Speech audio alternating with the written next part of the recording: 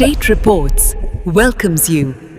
ರಾಜರ ಆಸ್ಥಾನದ ಮೆನೆ ಹೊತ್ತು ಹೋಗುವ ಮೂಲ ಭೋವಿ ಸಮುದಾಯದ ಜಾತಿಯನ್ನು ಮತ್ತೊಂದು ಸಮುದಾಯದವರು ಬಳಸಿ ಮೂಲ ಭೋವಿಗಳಿಗೆ ಅನ್ಯಾಯ ಆಗುತ್ತಿರುವುದನ್ನು ಹಾಗೂ ಭೋವಿ ಸಮುದಾಯದ ಅಭಿವೃದ್ಧಿ ಸಂಘದ ಮಾಜಿ ಅಧ್ಯಕ್ಷ ಬಿ.ವಿ. ಸೀತಾರಾಮ್ ಅವರ ಹೇಳಿಕೆಯನ್ನು ಖಂಡಿಸಿ ಬಾದಾಮಿಗೆ ಆಗಮಿಸಿದ್ದ ಮೂಲ ಭೋವಿ ಸಮುದಾಯದ ರಾಜ್ಯಾಧ್ಯಕ್ಷರಾದ ಕೇಶವ್ ರಾಜಪ್ಪ ಭೋವಿ ಬಾದಾಮಿಯ ಪ್ರವಾಸಿ ಮಂದಿರದಲ್ಲಿ ಮಾಧ್ಯಮಗೋಷ್ಠಿ ನಡೆಸಿ ಮೂಲ ಭೋವಿಗಳಿಗೆ ಆಗುತ್ತಿರುವ ಅನ್ಯಾಯಗಳ ಬಗ್ಗೆ ಸರಕಾರಕ್ಕೆ ವಿವರಿಸಿ ಹೇಳಿದರು. ಇದೇ ಸಂದರ್ಭದಲ್ಲಿ ಮೂಲ ಭೋವಿ ಸಮುದಾಯದ ಬಾಗಲಕೋಟೆ ಜಿಲ್ಲಾಧ್ಯಕ್ಷ ಮುತ್ತುರಾಜ್ ಭೋವಿ, ಬಾದಾಮಿ ತಾಲೂಕಾಧ್ಯಕ್ಷ ಅಂದಪ್ಪ ಚುರುಚಪ್ಪ ಭೋವಿ, ರಾಜ್ಯ ಸಂಘಟನಾ ಕಾರ್ಯದರ್ಶಿ ಬಸವರಾಜ ಹಾರುಗೇರಿ, ಜಿಲ್ಲಾ ಸಂಘಟನಾ ಕಾರ್ಯದರ್ಶಿ ಬೇಲೂರಪ್ಪ ಭೋವಿ, ಕುಮಾರ್ ಭೋವಿ ಸೇರಿದಂತೆ ಇನ್ನಿತರರು ಉಪಸ್ಥಿತರಿದ್ದರು. ಏನಾಗಿದೆ ಅಂತಂದ್ರಿ, ರಾಜ್ಯದಲ್ಲಿ ಭೋವಿ ಅಂತಂತಂದ್ರೆ ಈ ದಾವಣಗೆರೆ ಹಿಡ್ಕೊಂಡು ಆ ಕಡೆ ದಕ್ಷಿಣ ಕರ್ನಾಟಕ ಭಾಗದಲ್ಲಿ ಒಟ್ಟರ ಜನಾಂಗದವರು ಸುಮಾರು ಒಂದು 50 ವರ್ಷದಿಂದ ನಮ್ಮ ಸಮಾಜವನ್ನು ಕದ್ದು ಬಿಟ್ಟಿದ್ದಾರೆ ಆಲ್ರೆಡಿ. ಅದೇ ನೀವು ಉತ್ತರ ಕರ್ನಾಟಕ ಒಡ್ರ ಅಂತ ಕರ್ಕೊತಾ ಇದ್ದಾರೆ, ಭೋವಿಗಳು ಭೋವಿ ಅಂತ ಕರ್ಕೊತಾರೆ.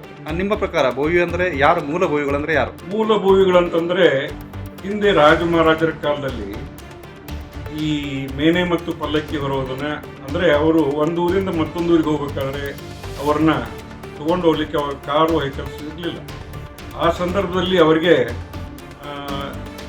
ಏನಪ್ಪಾ ಅಂತಂದ್ರೆ ಹೊತ್ಕೊಂಡು ಹೋಗ್ಬೇಕು, ಅಂದ್ರೆ ಮೇನೆ ಪಲ್ಲಕ್ಕಿಯಲ್ಲಿ ಕುಂಡಿಸ್ಕೊಂಡು ಅವ್ರನ್ನ ಹೊತ್ಕೊಂಡು ಹೋಗ್ಬೇಕಾದ್ರೆ ಆ ಸಂದರ್ಭದಲ್ಲಿ ಅನಿವಾರ್ಯವಾಗಿ ನಮ್ಮ ಜನಾಂಗವನ್ನು ಅವರು ಆಶ್ರಯಿಸಬೇಕಾಗ್ತದೆ.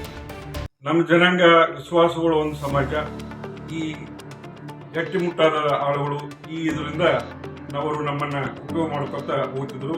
ಸ್ವತಂತ್ರ ತರುವಾಯ ಈ ರಾಜ ಮಹಾರಾಜರ ಮತ್ತು ಸಂಸ್ಥಾನಿಕರ ಒಂದು ಆಡಳಿತ ಹೋದ ತರುವಾಯ ಈ ವೆಹಿಕಲ್ಸ್ ಇವು ಎಲ್ಲ ಬಂದ ನಂತರ ನಮ್ಮ ಉದ್ಯೋಗಕ್ಕೆ ಪೆಟ್ಟು ಬಿದ್ದು ನಮ್ಮ ಜನಾಂಗದವರು ಅನಿಶ್ಚಿತೆಯಲ್ಲಿ ಇದ್ದಾಗ ಅನೇಕ ಕಡೆ ನಮ್ಮ ಜನಾಂಗ ಚದುರು ಹೋಗಿ ಕೂಲಿನಲ್ಲಿ ಮಾಡಿ ಬದುಕಬೇಕಾದಂಥ ಪರಿಸ್ಥಿತಿ ಬಂತು. ಇವತ್ತಿಗೂ ಕೂಡ ನಮ್ಮ ಸಮಾಜದಲ್ಲಿ ಒಬ್ಬ KS ಆಫೀಸರ್ ಆಗಲಿ ಅಥವಾ ಒಬ್ಬ ಕ್ಲಾಸ್ 2, ಕ್ಲಾಸ್ 1 ಅಧಿಕಾರಿಗಳಾಗಲಿ ಅಥವಾ ಶಾಸಕರಾಗಲಿ ಇರುವುದಿಲ್ಲ ಅಂತೇಳಿ ಈ ಸಂದರ್ಭದಲ್ಲಿ ಹೇಳಿದ್ದೀವಿ. ಈ ಮೂಲಕ ತಾವು ಸರ್ಕಾರಕ್ಕೆ ಮತ್ತು ಮಾನ್ಯ ಮುಖ್ಯಮಂತ್ರಿಗಳಿಗೆ ಗಮನ ಹರಿಸೋಕ್ಕೆ ಏನು ಒಂದು ಮನವಿಯನ್ನು ಮತ್ತು ವಿನಂತಿಯನ್ನು ಏನು ಮಾಡ್ಕೋತೀರಿ ಈ ಮೂಲಕ? ಸಾಕಷ್ಟು ಸಾರಿ ನಾವು ನಮ್ಮ ಸಮಾಜದ ನಿಯೋಗದೊಂದಿಗೆ ಹೋಗಿದ್ದೀವಿ, ಮತ್ತು ಸಾಕಷ್ಟು ಸಾರಿ ಜಿಲ್ಲಾವಾರು ರ್ಯಾಲಿ ಮಾಡಿದ್ದೀವಿ, ಮತ್ತು ಸರ್ಕಾರಕ್ಕೆ ಅನೇಕ ಸಲ ನಮ್ಮ ವಿನಂತಿ ಪತ್ರಗಳನ್ನು ಕೂಡ ಕೊಟ್ಟು ಒಡ್ಡರ್ ಬೇರೆ ಮತ್ತು ಭೋವಿ ಬೇರೆ ಅನ್ನೋದನ್ನು ಸರ್ಕಾರದ ಗಮನಕ್ಕೆ ತಂದಿದ್ದೀವಿ. ಸರ್ಕಾರದ ಮಟ್ಟದಲ್ಲೂ ಕೂಡ ಈಗ ಅರ್ಥ ಆಗಿದೆ ಯಾರು ಭೋವಿ ಮತ್ತು ನೈಜ ಭೋವಿ ಜನಾಂಗ ಯಾರು ಮತ್ತು ಒಡ್ಡರ್ ಜನಾಂಗ ಯಾರು ಅನ್ನೋದನ್ನು ಸರ್ಕಾರ ಮಟ್ಟದಲ್ಲಿ ಅರ್ಥ ಆಗಿದೆ, ಅರ್ಥ ಮಾಡಿಸಿದ್ದೀವಿ. ಈ ಪರಿಸ್ಥಿತಿಯಲ್ಲಿ ಈಗ ಏನಾಗಿದೆಪ್ಪ ಅಂತಂದರೆ ನಮ್ಮ ಸಮಾಜಕ್ಕೆ ಅನ್ಯಾಯ ಇನ್ನೂ ಅಲ್ಲಲ್ಲಿ ಕೆಲವೊಂದು ತಾಲೂಕುಗಳಲ್ಲಿ ನಡೀತಾ ಇದೆ. ಅದನ್ನು ಈಗ ನಾವು ಸರ್ಕಾರದ ಗಮನಕ್ಕೆ ಮತ್ತೊಮ್ಮೆ ತಂದು ಸರಿಪಡಿಸಲಿಕ್ಕೆ